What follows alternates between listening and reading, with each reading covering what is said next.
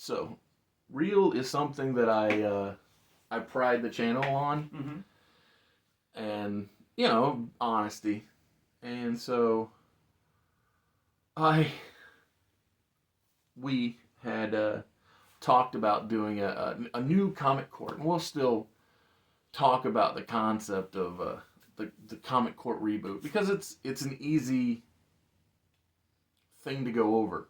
But I just got to complain for the slightest of minutes about real court.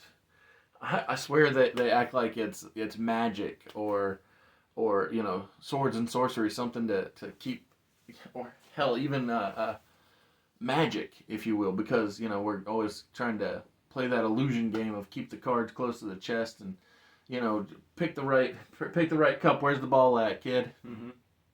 But yeah, after the open rolls, me and Brandon, we're gonna talk about the pros and the cons of reboots.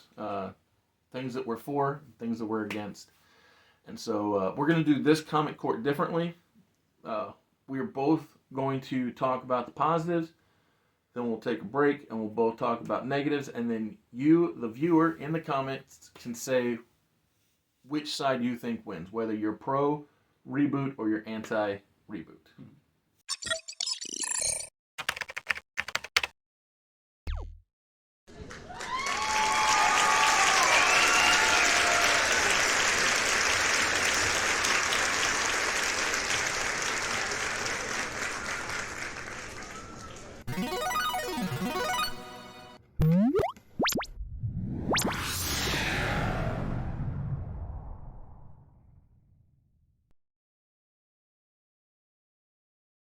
So to start out, I'm gonna go ahead and say that when I say reboot, for this argument's sake, reboot and remake can almost be interchangeable in my mind, right? Okay. If there's some distinction, nothing comes to my own mind. I mean, if there's some distinction to you that you would like to lay out, I'm open to being convinced. But in the let's use for instance something we had both recently talked about, that Mm-hmm. being the Amazing Spider-Man, right? Mm-hmm. It's often called the Spider-Man reboot, right? Correct. But I mean, if it's a Spider-Man remake, what's the difference? I guess is my question. So my only distinction that I believe a remake is and a reboot is different. A remake to me is essentially having the same source material or the same plot of the original concept, Okay. but you change it ever so slightly. Okay. Okay. A reboot is something where it still has the pre-existing people, but it's still a new story. It can be a continuation, but essentially, it's like 20 years later, past the original. Interesting. So maybe I should change the image or the thing to be reboot slash remake, whatever, because one of the things that we've long talked about since knowing each other is the idea that I believe that the rebooted RoboCop film is actually done well. Mm-hmm. Now, a lot of it has to do with the antagonists, that being Michael Keaton, Samuel L. Jackson, but even the new babyface, the new RoboCop. I thought he did good too. I liked him a lot in Altered Carbon, season 1. He played the hero in that as well. Mm-hmm. One version of the hero, but again, I guess technically I'm still confused. Like, it's not the identical story, so it's not a remake. But I don't think any story is technically identical. Like, I've never seen like completely pick it up and start all over again. Things like that. Yeah, it's like, so the only thing that I can think of that is recently will be considered a remake might be like Disney's version Mm. of Everything. Yeah, of everything Yeah. from the old. It's like That's a they are legitimately Yeah, copy taking- paste. Yeah. copy. They're just changing. And I wouldn't things. even. I hate when they call it live action because I almost think of it's like it's just a different animated style. Right, like the Lion King. It's Yeah. animated still. It's not Exactly. It's not live. They're not There filming animals. There are no lions up in this Lion King film. Yeah, Right. exactly. Or like Thor Ragnarok is Mhm. clearly a reboot. It is a sequel to, but it's a. Would that be considered a soft or a hard? I don't even know. Yeah, again, it's very complicated. Yeah, it's like. But like I said, just for sake of argument, I'm going to use Yeah. the two terms interchangeably. Yeah, that's fine. Because, again, I know plenty of people, especially here on the internet, but real life too, who think that the original RoboCop is quality, whereas to me, I think that the second try is superior, and I feel the same way about Lethal Weapon, the TV show. I thought that they went in depth with Martin Riggs's story Mm-hmm. far better in the show than they ever did in the movies. I mean, like, I'm not anti Mel Gibson or Danny Glover. I think they both perform well, Mm-hmm. but it's just the caring about the characters throughout the story is what I thought the TV show did superior or in a better way. Yeah, I mean, part of the reason why I think TV should always do this when they're like adapting old formulas is give better context to things that they can't do in a movie. Yes. Because to me, a movie is ultimately like a short story, Mm-hmm. but a TV show should be a novel. Yes. It's like it gives more explanations and context to things that they just couldn't cover in a movie. And I think Lethal Weapon, the TV show, does that better in spades than anything. And like you said, it's the format is what does it, because it's not that Lethal Weapon the films are bad. It's just that they don't give me that inside look. I'm supposed to, and spoiler, feel like I don't as much, but I'm supposed to trust what they say to me and get on board. Whereas I struggle with that. But when the TV show shows me instead of just tells me. Mm-hmm. I'm like, okay, you sold me. I'm all for Martin Riggs's love of his wife because I got to feel it. I didn't just get told that it was there. And so it was just another example of something I thought was done well in the taking an intellectual property and trying it again. Mm-hmm. Another, oh my goodness. So this, I'm gonna guess you haven't had a chance to check it out yet. But another thing that I think was done so good when it comes to the reimagining is Fatal Attraction. Okay. So, two things hit very similar time frames: Fatal Attraction and True Lies, and they were both being released via the same production people, Paramount Plus. Okay. Although I guess technically True Lies was not exclusively a Paramount Plus, it was CBS to Paramount Plus. I don't know, but Okay. I was watching both on Paramount Yeah. Plus. Wherever either of them were originally intended to be viewed, I don't care. But the thing is about True Lies is it rushed everything. Although we'll get into that when we talk about the negatives. I'll just talk about the positive, that being Fatal Attraction. So that new version of the story being told. So it was an 8-episode season. Okay. And in the first episode, Dan does not have an affair. He doesn't touch the mistress. He doesn't do anything untoward, period. The only thing they do, him and the mistress, is she winks at him. Okay. And was just like, but you could tell from the minute they share the screen that something's going to happen. I mean, obviously, because, the title kind of tells you there's an attraction that, maybe isn't of the best sort. But I loved the execution and the patience that the show had.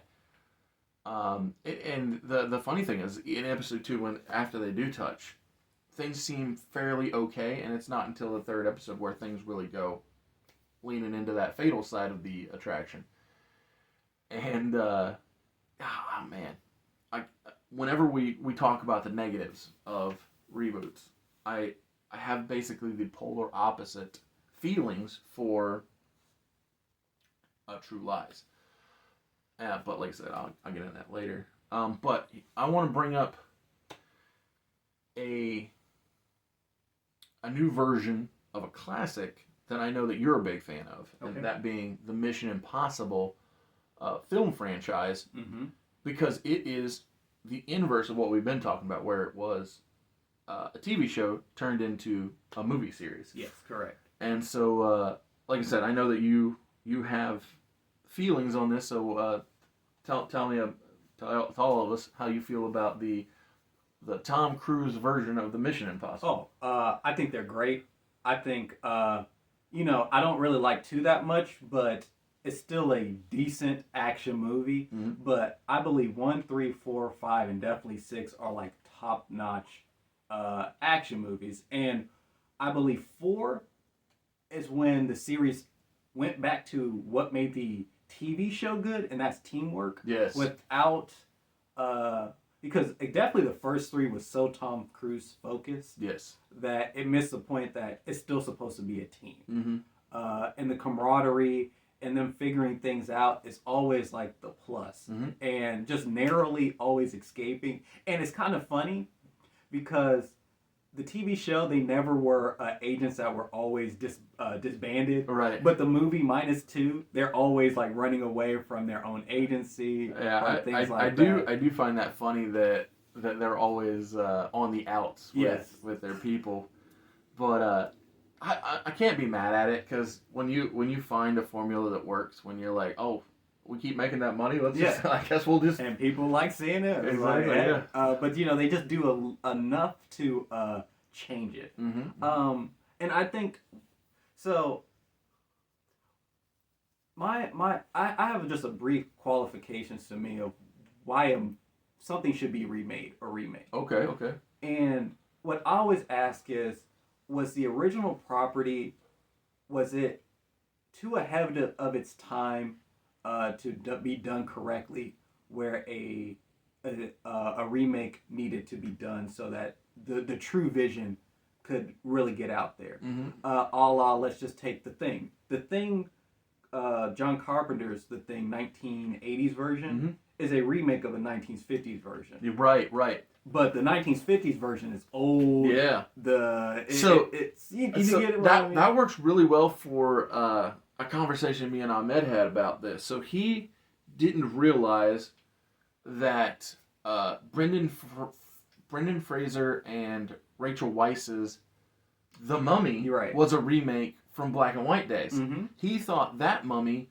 was it. That was the only The Mummy, right? Mm-hmm. Because, like you said, the olden times, the different iteration, the change of look, to him, it was like, oh, that never existed because of this new version being so widely accepted.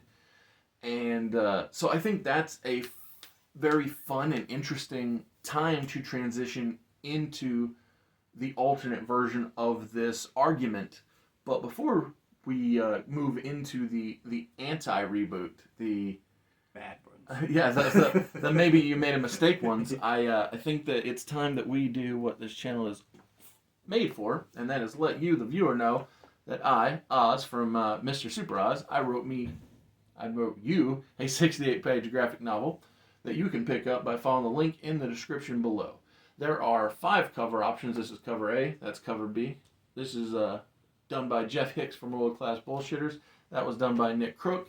There are additionally CD and E covers. If you follow the link, you can get hats and shirts and posters, all kinds of good things. So now it is time to talk about the no-nos. Finish the Mummy talk, right? Right. So before the ad spot, we ended with Brendan Fraser's The Mummy, which it itself got rebooted, I think, in what, 17? Yeah, 2017, 18, Something like that, yeah. With Tom Cruise. So I watched it. Have you watched that movie? Yeah, I watched it. What were your opinions? It was okay. I mean, but if we were going to grade it on a scale, I'll give it like a 2. Me too. So I agree. So it's not an absolute fail and it's not trash, but the problem that movie had is it wanted to expand the universe. Mm-hmm.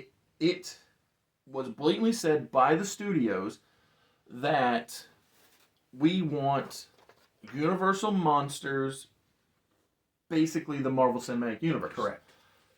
And the hilarity to me of that is, it is as if they did not watch the Marvel Cinematic Universe at all. Because, so we begin with Iron Man, right? Mm-hmm. Correct. And then we move into the Hulk. Now, those two,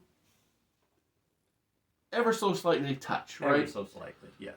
But other than having a thunderstorm in the Hulk and talking about the concept of super soldiers, also in the Hulk. Mm-hmm. Oh, and showing remnants of a Cap shield in Iron Man. Mm-hmm. Yeah. That's it. Just like passing conversation. Correct. And yet these people in the Mummy reboot, they're like, we gotta be so blatant. We gotta be. This is Dr. Jekyll and Mr. Hyde, Yep. and like, oh, that mummy. Mummy, vampire, stuff. They blew their load, or they started at the finish line before exactly. they like, gunfire. hey, Yeah. look, other stuff. It's like, come on, guys. Yes. Like, so, another thing that had attempted to expand their universe is the Bourne franchise. Mm-hmm. So, I'll be honest, I never could really get into it. Okay. So I tried watching the Bourne Identity. That's the first one. Right. Correct.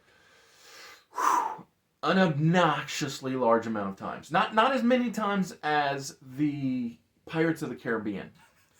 I think I'm up to 5. I finally finished it, but 4 attempts. The first 3 I fell asleep for the Pirates franchise. But in the Bourne franchise, I tried watching it maybe 2-3 times because I'm like, everybody's saying it's good. I just couldn't get with it. I do want to give it another chance, which is crazy. But the funny thing about the Bourne franchise is that they tried to expand as well, mm-hmm. and released Bourne Legacy. And I actually thought it was enjoyable. I like Jeremy Renner a lot, mm-hmm. and Rachel Weisz. Yeah, exactly. Yeah. It's funny. A lot of the ancillary characters, the smaller ones, I think the Save the Last Dance chick, she's in there. Yeah. Whatever her name is. Yeah, Julia Stiles. Yeah, that's it. Good job. Yeah. So I like it. But yeah, so they had a lot of good supporting characters, but the movie itself didn't take off because it didn't have Matt Damon. Mm-hmm. Or I mean, it did, but only in theory. Like he was spoken about, and I think his picture was up, but he himself wasn't in it. Correct. And so that one kind of fell flat as far as trying to expand. But when it comes to legit, straight up remakes / reboots, right?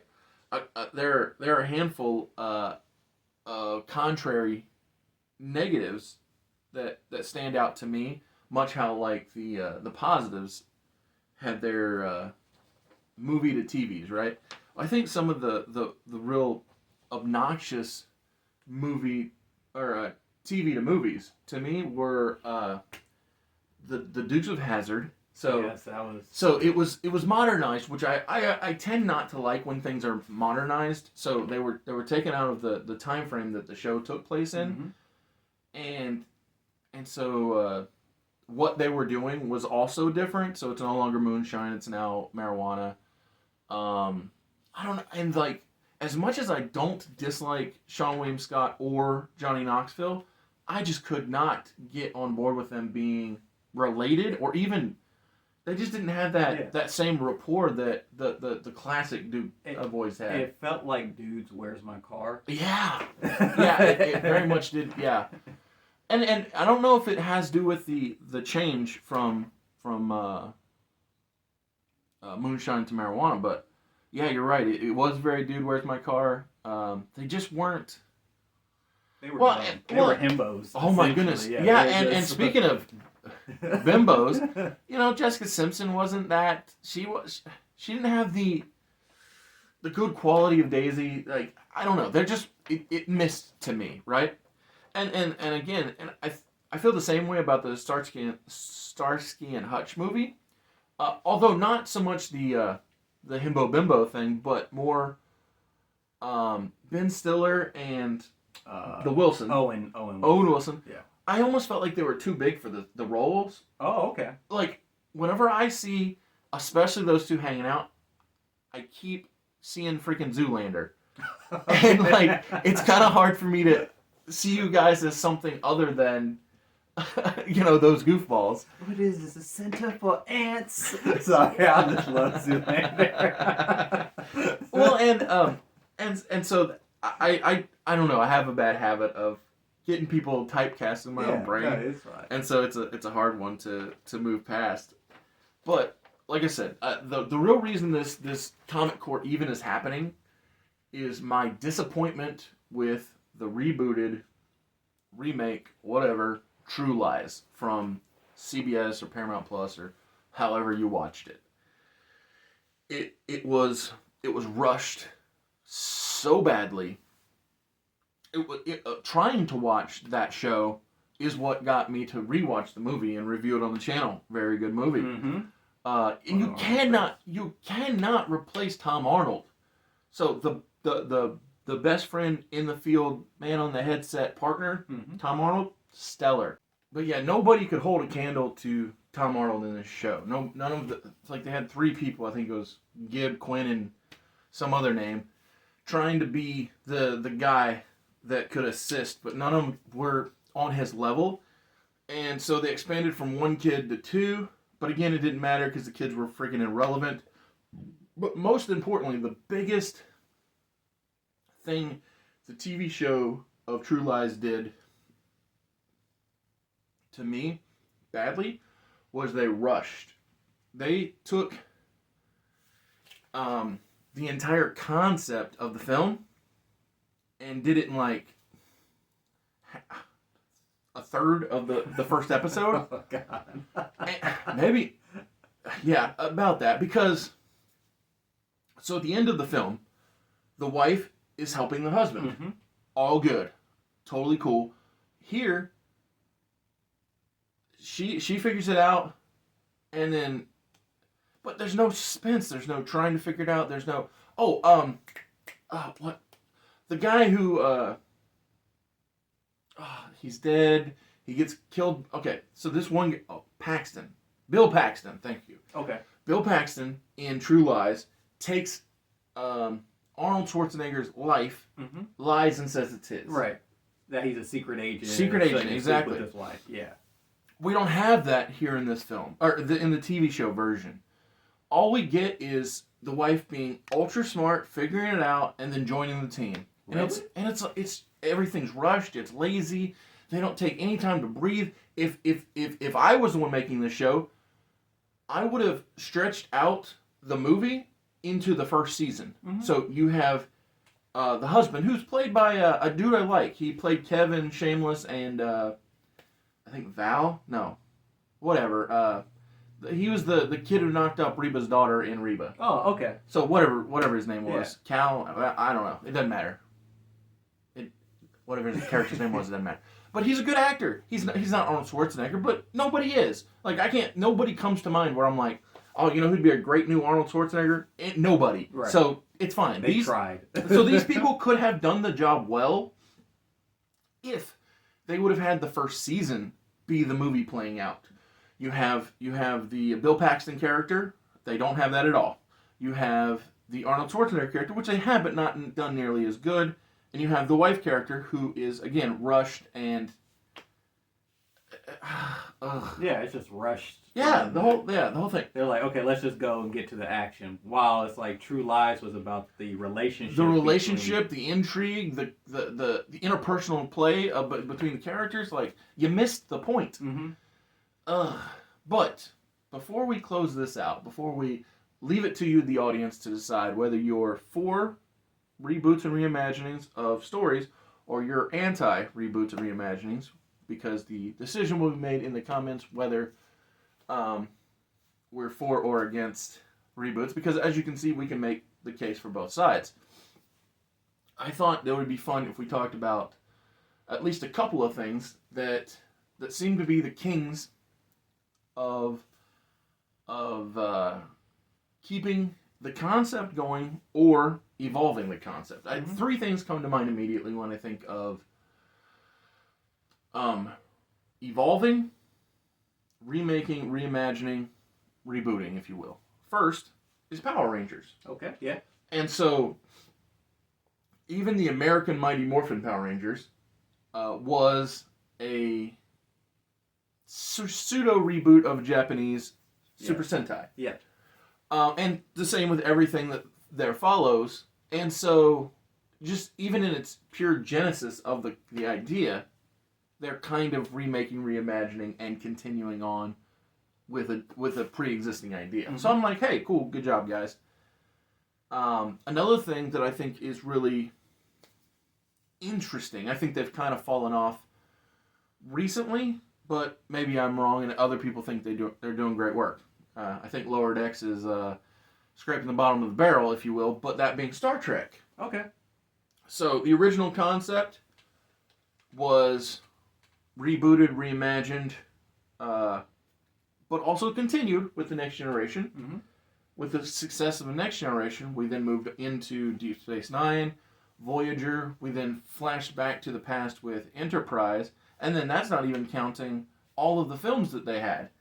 And so I think that it is a good example. I mean, Star Trek feels to me like it was like the first shared universe outside of comic books, where we have such a deep lore, and that keeps getting stacked on and stacked on and stacked on. So I was like, man.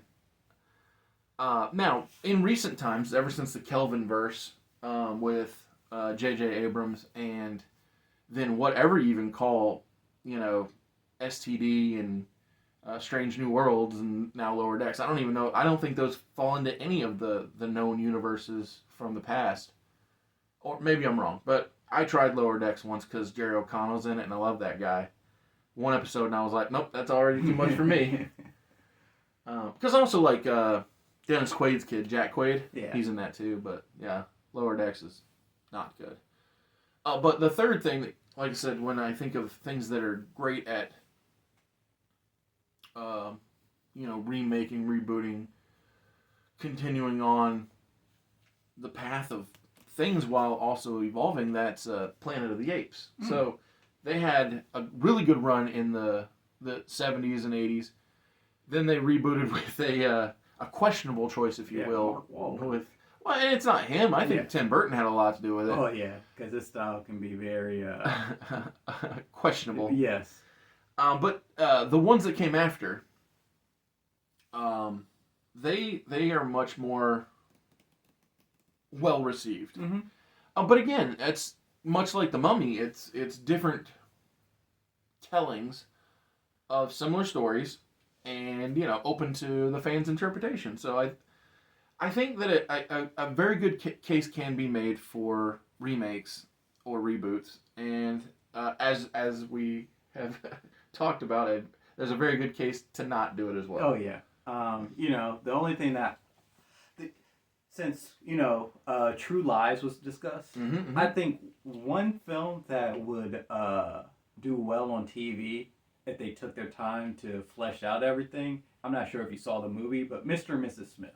Oh, yeah. I think that as a TV show would be a better movie because it would show their relationship and absolutely. How... Because the movie reminds me of your analysis of Lethal Weapon, which is short and condensed, and we just gotta get there. Mm-hmm.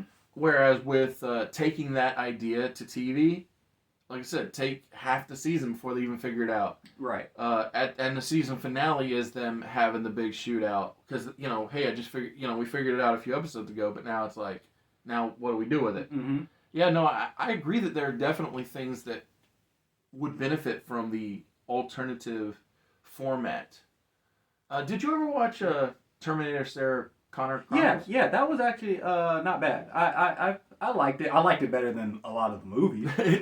So what I was gonna say is I fell away from Terminator because of the movie universe giving up on the concept of the future, and so I never checked it out. But I've heard lots of good things about it, both within pop culture and from people. So I just was curious because it seems like it is the example of them taking that time to deal with things. Mm-hmm. But this is just like a side tangent, but still on it. I kind of feel bad for writers a little bit, or even creators, because it's like people say, well, hey, create something new, and it's like, well, if we try, would you go see it? And it's like, the answer is always, well, if it's good. And it's like, well, yes, but it's a known IP, and we know that is what put butts in seats. Well, so I actually, on a similar note, so I've had people complain to me about the idea of, another Spider-Man or another Batman, that type of thing, right? The same old, same old. I'm like, well, the problem is the people who have the money to finance the production of anything want a return on said investment, and so they want to go at it from the easy or it's easy. Yeah, so I was gonna say the most profitable margins. And so with that, I see where they're coming from, but I guarantee you, and I'm not to be braggadocious, but like it's not just my independent stories, but I've read plenty of independent stories where I'm like, there's good stuff out there if you just choose to look for it, or in the case of a studio, have the confidence to try. Right. I always use an analogy of music because people are like, "Man, music really sucks." I'm like, "Well, do you just listen to the radio?" Yeah, I was like, that's a good question. If that's the only thing that you listen to, then of course it's like. But it's one of those things where it's like remakes and reboots. The only thing I ask is like, if what you are making was it so old that people kind of just like never got hands on it, right? Where it's like The Mummy, for example. Yeah, exactly. Then you got Brendan Fraser, and then people are like, "Oh, wait, that's from the old horror movie stuff." They keep redoing Dracula. Or check this out.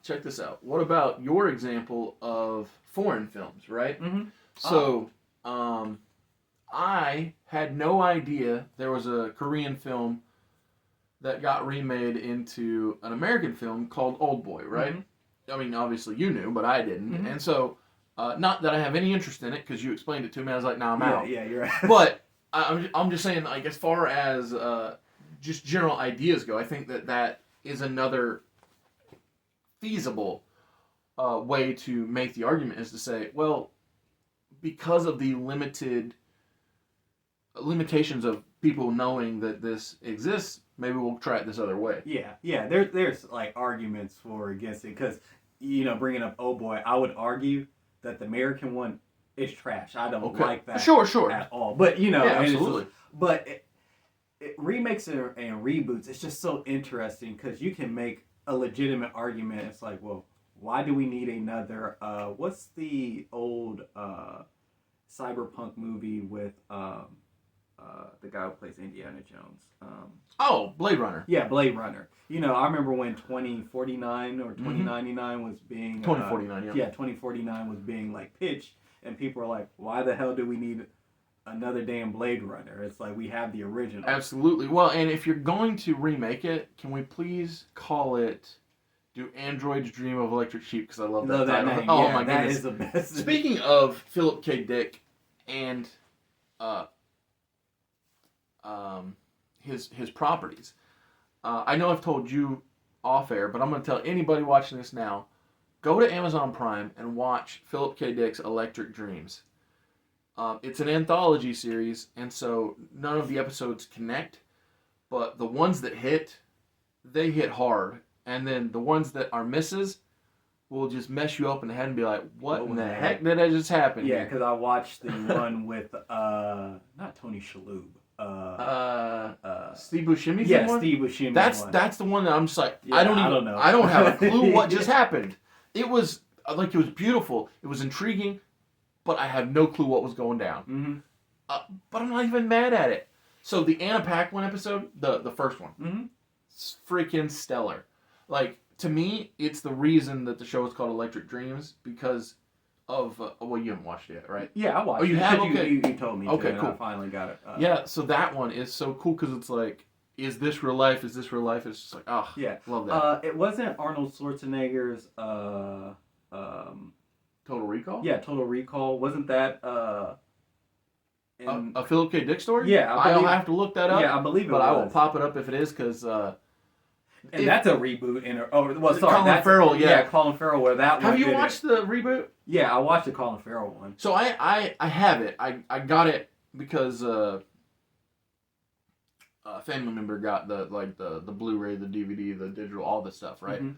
And so they're like, oh, here, I don't digital anything. And so, but I haven't watched it yet because I like the Arnold one so much that I'm just like, Yeah, it would interest me. I don't want to True Lies this thing up. Right. So. It's like, it's not bad Right. by any means, but you're like, it's not necessary. yeah, it's not necessary. Yeah. They don't do anything to make you go like, well, this one didn't need to. Yeah. Okay, well, I'll continue not watching it. Yeah, yeah, it's one of those things. Like, if it pops on, you'll probably see it on FX randomly. You're like, oh yeah, sure, why not?